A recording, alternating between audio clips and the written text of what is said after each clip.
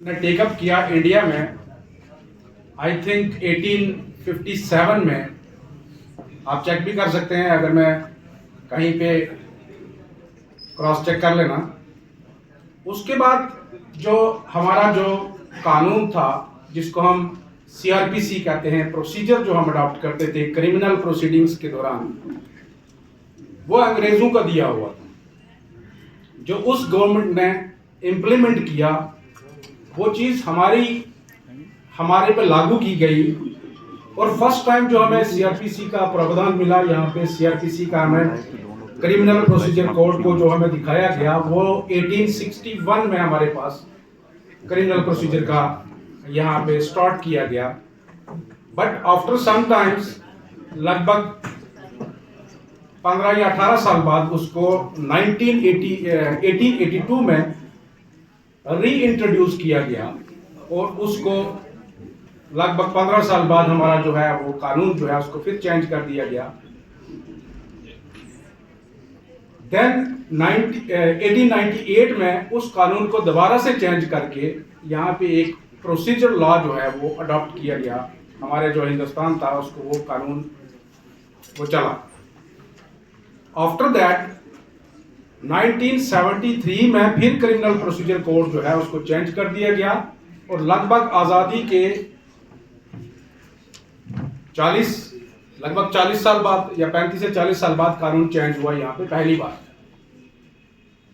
और 1973 के बाद 2023 में कानून जो है सीआरपीसी को रिप्लेस किया गया बीएनएसएस से। अब इसके पीछे बैकग्राउंड क्या है, क्यों किया गया? हमें ये मिला, विरासत में मिल गया कि हमें तीनों कवानीन, इंडियन पेनल कोड ओल्ड जो था उसको बीएनएस से, इंडियन एविडेंस एक्ट जो था उसको बीएसए से, और सीआरपीसी क्रिमिनल प्रोसीजर कोड को बीएनएसएस से तब्दील करके हमें दिया गया। लेकिन बैकग्राउंड क्या थी?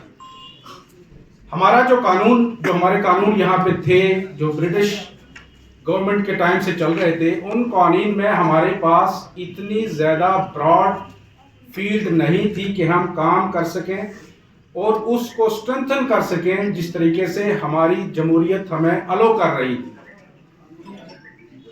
हमारे पास जो कानून थे, उन कानून में बहुत कम चीज़ें ऐसी थी।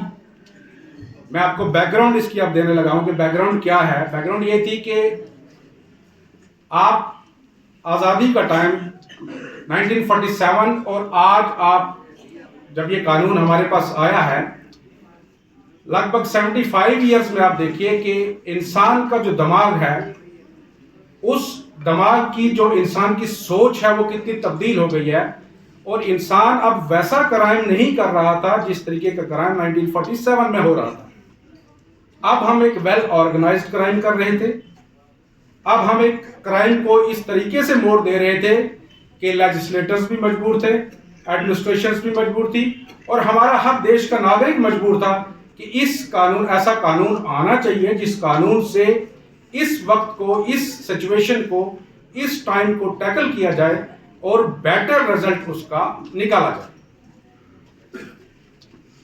हमारा जो पुराना कानून था, उस कानून में हमारे पास इतने धाराएं नहीं थी, या इस किस्म कोई भी हमारे पास चैप्टर नहीं था जिससे हम किसी भी क्रिमिनल को, जो ऑर्गेनाइज्ड क्राइम करता है, जो टेररिस्ट